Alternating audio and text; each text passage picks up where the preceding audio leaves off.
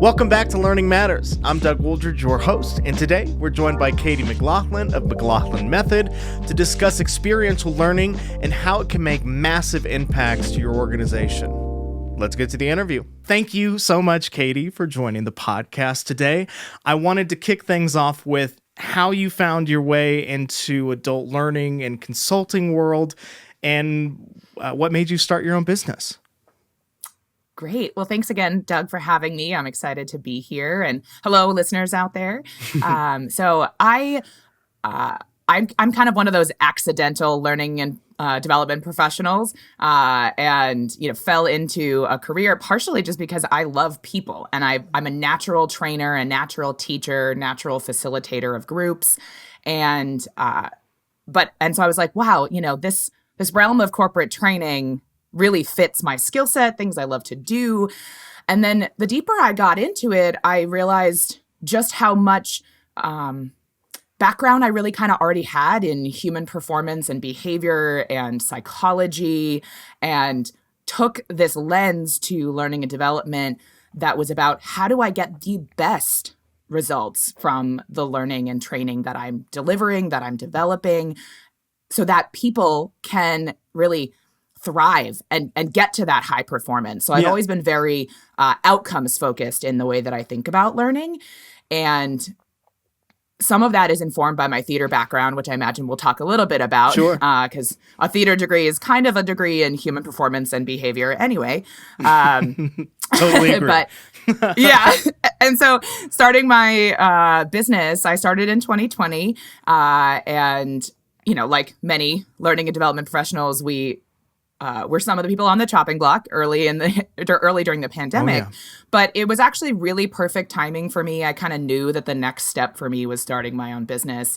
And the primary driver for that was wanting to focus holistically on company and organizational culture in a way that facilitates that high-performing teams, engaging people, and creating that sense of belonging and safe space inclusion that many of us crave, and of course has been a really big driver for a lot of companies.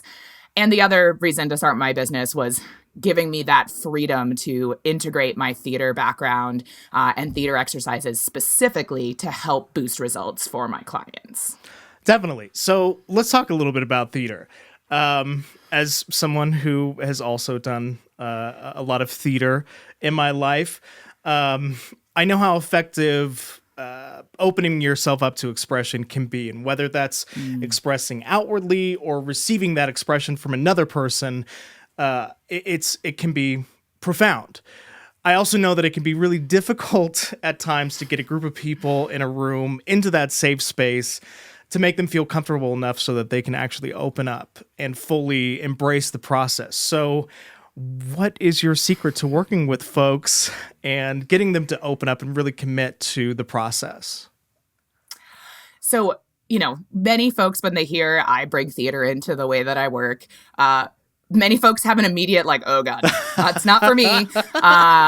Or ask questions of are people being put on the spot? Are they being required to perform, right? Are there kind of, requirements, or prerequisites, right, to kind of enter into this? And in reality, we are all performing all the time, and we just don't really think about it that way. We're also all improvising every day. Yep. In our interactions. We never know really what's going to happen when we say something, especially to another person. And especially in the workplace, we are performing specific roles, whether that's job roles or there's the social group roles that we're playing, right? Role of manager, role of team or project leader, role of doer, whatever those roles are. And in reality, we have feelings about those roles that we play. And like it or not, despite the fact that it's 2024, we still have this cultural perception in the workplace, especially, that emotions aren't allowed. And that we have to put up this professional front, and that certain behaviors and affects equal professional. And in reality, we are all experiencing pretty strong emotions all the time. We are emotional beings, and we have to be going to that deeper level of that emotional experience in order to really build relationships that have trust, where we have an openness to share about things that are going wrong, to feel like we can stick our neck out and offer a contrary opinion, call out risks, all things that business leaders want, right? But we struggle to get to. So some of the ways I do that with clients include, we start everything with just fun and some games. Everyone's participating. I never put people on the spot. All of the actions and activities that I do are really group at the same time. Everybody's participating. And that by itself starts to open the door to realize that, okay, I'm not going to be put on the spot. And I've been a facilitator for, at least 20 years. And so in general, I'm pretty adept at reading the room, virtual or in person, and realizing, okay, some folks are maybe not feeling it. So I'll be the crazy one, right? Or, I'll be the one that's really silly and, raise my hands up in the air and make crazy faces and just be sillier than they are or are willing to let themselves, so they can just start to laugh a little bit and start to let loose and start to connect. And then we can move into some exercises and activities that allow us to go a little bit deeper, build some empathy for each other, and really develop and rehearse some new skills that would be essential for us in the outside of this kind of container of the workshop. And how has, well, as we all know, COVID totally threw things into chaos. And so what I would imagine would have been quite a bit easier to get together a bunch of people in a room so that you can be in that true one space type of mindset.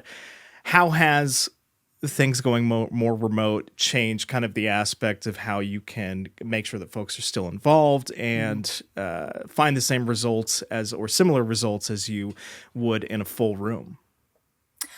So I had a bit of a leg up on this whole remote nonsense before the pandemic, because I started my first remote job pre-pandemic about 2015, 2016. And so I was leading a remote team who mostly were actually centralized or, kind of centralized in a few locations. Right. And so I already had to learn how to engage a group virtually and then help leaders be able to do that. Now, fast forward to when I started my business, and now I'm bringing in these theater exercises, which you probably bet I learned in person and have previously, that was kind of the grounding for me. And so I had to really very quickly figure out how to bring in these types of exercises, use my own creativity and even do research and figure out if there were other ways that folks were tackling this. Because I'm not the only person who uses improv or theater or games, within my facilitation.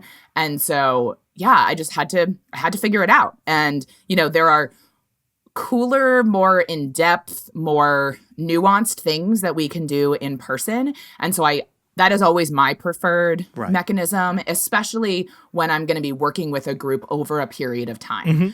And so we could maybe do an initial or a second workshop virtually, kind of to kick things off, and then having a couple of workshops that are in person as part of kind of a longer engagement. Gotcha. I mean, I think a lot of companies found out very quickly that while they were able to transition to that remote lifestyle, it was still incredibly important to bring people into a room. So obviously it's much easier to do if you have a smaller group size, maybe 15 employees, but it is still, I think, imperative to, even in larger organizations, to find those times to safely bring people into a room together, because as much as I love my remote lifestyle, makes things easy.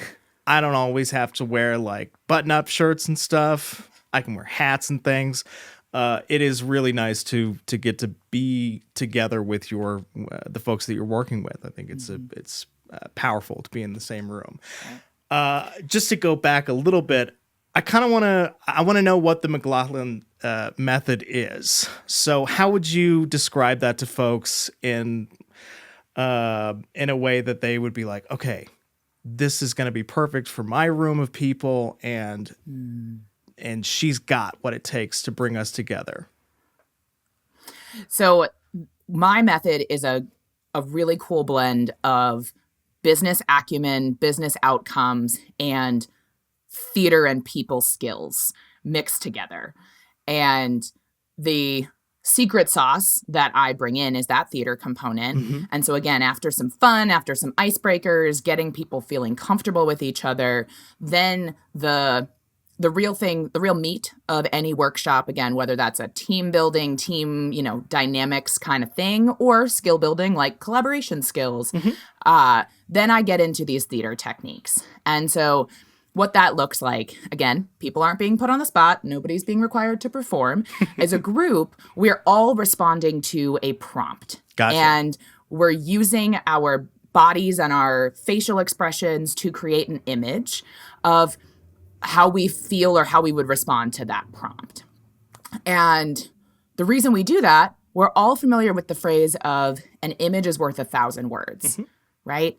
And so as we create our own physical images, we make them big, really expressive.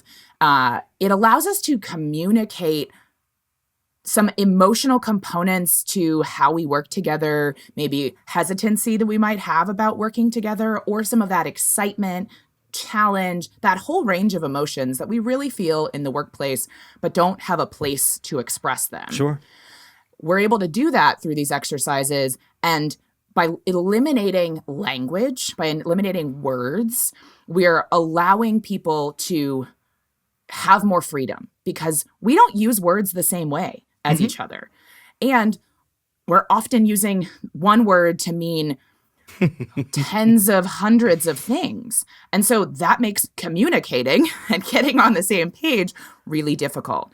And so if we're trying to create trust and we're trying to create healthy teams that can work together, feel good together, we have to be looking at that emotional component. And these exercises allow us to think about, hey, we're not maybe that different from each other, but we thought we were.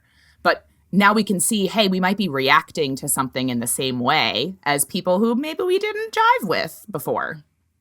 I guess that's a really good segue into something I wanted to ask about, which is conflict. So conflict is going to happen. It doesn't matter how well we can communicate with each other.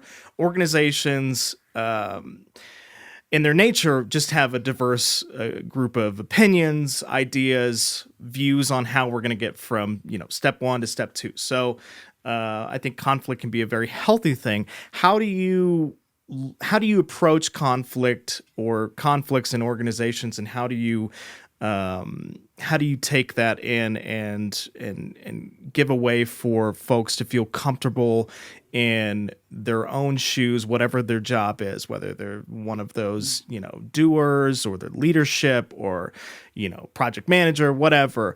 How are you able to go into a room full of all sorts of folks and let them feel like, and really get their leadership to understand how important it is to allow for either like transparency or just honesty within feedback? So, conflict and the world of conflict resolution is so diverse. What we even define as conflict can mean a lot of different things. And some people think conflict is just disagreement. And then other people think it's this like lashing out, like argument thing. And it's really all of those pieces. And so my approach to conflict and conflict resolution is that conflict is healthy. We need opposing viewpoints. Yeah. But that said, we're often bringing a lot of judgment into the workplace and how we're thinking about someone's offering of a suggestion or feedback, that we're all assuming it's very judgmental. Right. And one thing that I know it's not helpful and we're not going to want to do is say, Doug, you hurt me when this thing happened, right? Nobody wants to do that, even in our personal lives. I already felt bad. Right? I felt bad saying it. and Doug and I have zero conflict. So I actually believe that in conflict resolution, it's usually irrelevant to rehash old wounds, but they are there. And so typically how I work with a group is beforehand, potentially identify past sources of conflict, like where they occurred in an organization, kind of just naming them. And then I can leverage that and bring that into a more broader aspect. So let's say conflict typically happens at a team meeting. And that conflict comes from people offering an idea and being shot down by somebody else, right? That probably sounds very familiar to a lot of folks. So now we can take that kind of more generic experience that we all have had of offering an idea in a team meeting or a group meeting and being shot down for our idea. So now let's create an image. We all do it at the same time. Let's create an image of how that feels to have, like, you literally just did this. You've now been shot down. And now create an image. So I'm going to do it and explain it verbally for those who are just listening. But if you're watching, you'll get to see it. So, my image might be like cringing. I've got my eyes kind of squinting. I've got my hands up, like maybe I'm trying to protect myself, right? And other people might create a similar image within the group. But some people, when that happens, might create an image like... And this is me, like, I've got my fists up. I'm like leaning in. I've got kind of a scowl on my face, like I'm going to fight, right? And all myriad of other types of responses. And just by looking at it that way, right, now we can see, wow, that's how it feels. And that we've all felt that way. So even the people who are the ones shutting you down, right, they're part of this group too, they've felt it too. And so now we fast track our empathy for each other by first viewing and like observing someone else's emotions. And then I often ask folks to take on an image that is different from theirs. Feel what that feels like. And that's another kind of really deeper, embodied way to build empathy with each other. And then we can start to move forward by co-creating how do we want to feel when we offer an idea in a group setting. And we create another image. We then talk about it and say, well, what are ways that would support us as a group? Like, are there new structures? Do we need to have a space where people are submitting ideas in advance and they're kind of anonymized? You find out from the group what they need structurally in order to do that, while we've also created the understanding of what we need emotionally in order to be able to do that. I think this pairs very well with just culture in general. And I think culture can definitely make or break a company, especially startups, companies that are, maybe they have a 5-year plan. They're like 2 years into it. They're just finding out that they need, let's say, 20 or 30 more employees into the team. So what are some of the most important aspects of culture to you, and how do you help organizations build a successful culture? So culture is this thing that we don't have a unified definition of. And for the most part, culture has meant events like, our parties, right? Yeah. And it's meant swag. And it's meant, what does our physical environment look like? And how are we, just like, how are we talking about culture? And sorry, but that's like 5% of culture, right? Or something. The vast majority of culture is that day-to-day experience. And it's what behaviors we allow to persist. And so as we continue to allow behaviors where it's okay to just lash out at somebody and not be reprimanded for it, or not be called out in a group of like, hey, that was really not okay. That's part of our role as leaders, is to not allow that kind of behavior and to not be that person ourselves. Yeah. And so that, at the very basis, I'm educating people about that, right? And I work with my clients to identify what their goals are. What do they actually want it to feel like to work in their company? And many of them, especially at the executive level, because really what they model is what persists throughout your organization. And what they want is often what their employees want, but it's not being created. Yeah.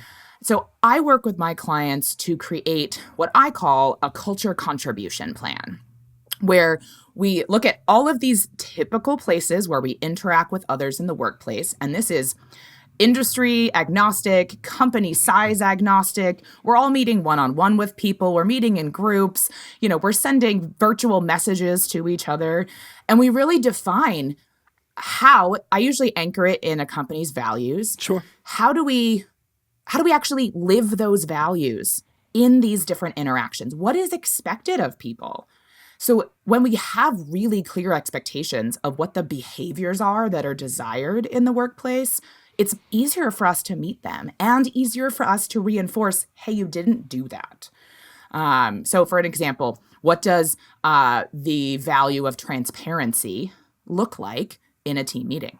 What does that look like in executive communication, et cetera? And then we document it, and then we socialize it, we train on it, we workshop it, we get feedback from the employees as well. And I also integrate a lot of company data to identify groups that might be struggling more with their culture, and especially what I think is the most underutilized data point that companies already have is employee engagement or culture survey scores. You're asking for feedback. Yep. They're giving it to you. You should use it. One would hope. And I just know it's not happening. Right. It took me, probably 12 years or so, or, at least 10 of being an L&D professional before I saw the data. And there's I could talk about employee engagement scores for hours and hours. And I think you've had a lot of experience with startups. So I think one of the craziest aspects of startups is that once you get the ball rolling, it can start rolling really, really fast. So oftentimes these things get put to the wayside because you're not really thinking that far enough into the future to where you have all of these brand new employees that are now 6 months in, and how do they feel about this company, knowing that now you're working with bigger clients, now you're bringing in more money, all of those chaos type of things. How are you able to drive this into leaders and potential leaders that if you focus on these type of aspects, a lot of the potential issues that can arise from this will never happen, and you just continue to worry about the fun stuff like getting bigger clients, getting more purchase orders, and those type of things? So many startup founders, they all have these big dreams. Sure. But it becomes this snowball, right? That is just happening faster than they can do it. And most founders that I know think that they can operate the same way throughout the course of the growth of their company. So sometimes that includes jumping in to fix something, which once you have a team, you shouldn't be doing that. Again, more on that topic some other time or now. And also that you are not going to be in all of the rooms. You're not going to be able to control each individual's experience. Right. You're not going to be able to know how to give them praise. You're not going to know if you should be giving someone feedback. And so it has to start at the top. It has to start with the founders. And founders need to realize that the moment they start hiring people, they need to be creating a culture strategy. How do they want people to feel? How do I want to show up and model for everybody else who comes along of how we work together as a company? Because the better we work together, the better our business does. And the better you can delegate to people, the better that People want to work there and want to stay. Yeah. It's so much cheaper to keep great people than it is to keep finding them when you've got a revolving door. Exactly. One of my buddies who has worked in tech for a long time would always say the same thing to all of the CEOs that he's worked with, which is you're going to save yourself around 20 grand by keeping someone in your organization as opposed to trying to find the replacement, because you may be 2 years down the line and not find that replacement still. So I think that's why, to me, this is the most important part about a successful organization, or even just an organization that wants to keep going for another year or two. You could have, folks that are founders get into a point of where maybe they want to move on from a company, maybe they want to sell it or that type of thing. But just to keep it going for the next 6 months, you need a successful culture. You need to have your employees totally bought into the idea that what they're doing in the company is not only worthwhile to their leadership, but worthwhile to their clients and worthwhile to themselves. So, and a piece to add to that is there is no shame in getting help. Yeah, exactly. You can't do everything yourself. You can't. And as a founder, you have so much on your plate and on your mind. And the biggest piece probably is that organizational solvency, right? You want to be able to keep hiring people. You want to be able to keep employing people. And so you need to make that make your people a priority, and not just in how you talk about people. Right. That is one of the big missteps often in the tech industry. Is it's a lot of talk, and we've all bought into the Kool-Aid, but when it comes down to it, that day-to-day experience is what matters. And you as a founder, all of us are a product of our background and our experience. So if we have had bad leaders, but they have been in leadership, subconsciously, we are assuming that that behavior is okay, because why would they be there otherwise? Right. And that is a thing that happens too often, is we just keep bad leaders in place. Sometimes because we feel like we have no other option, right? Or we are like, well, but they get results over here. But like it's bleeding out the other end, right? So at least 60% of leaders have never had any kind of manager training. Yeah. And it's an extra problem in tech. I was often brought into kind of mature organizations within tech and startups where we already had at least 100 employees when I became an employee and was doing learning and development. Wow. Yeah. And so it was only until like we are always like, we need to get to manager training. We need to get to manager training. And we never did, right? I would frequently leave an organization before I had a chance because I hated the culture, right? And I didn't feel good there. Yeah. And so I then couldn't keep advocating for something that there wasn't support for me either. So, we just assume that, the highest performer, this is tech companies are most notorious for this, that the highest performer should be the new manager, should be promoted to lead that organization. But we've given them no tools around how to make that switch or what we expect of them. And that's really a problem.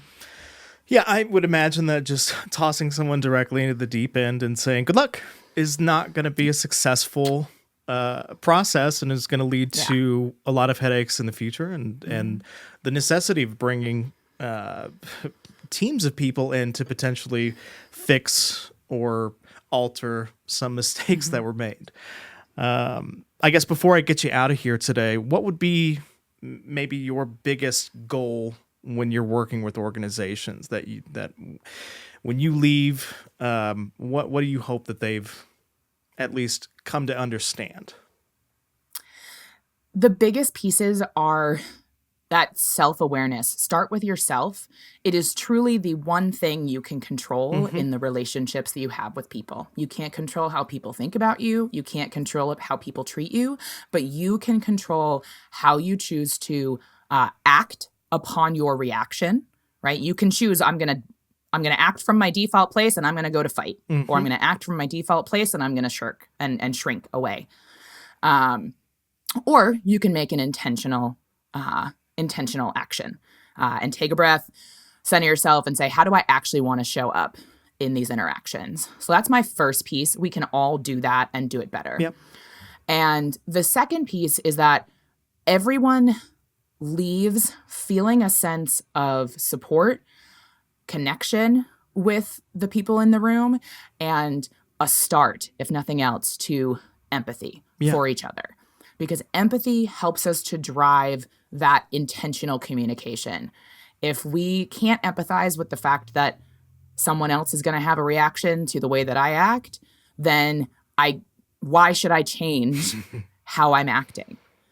So it's really about empowering the individual. And what that allows you to do as an organization is to grow together at the same time and really find yourself making progress where you may have never seen yourself be able to do. And with that empowerment, hopefully the trust that everyone and their opinion is leading towards the right direction.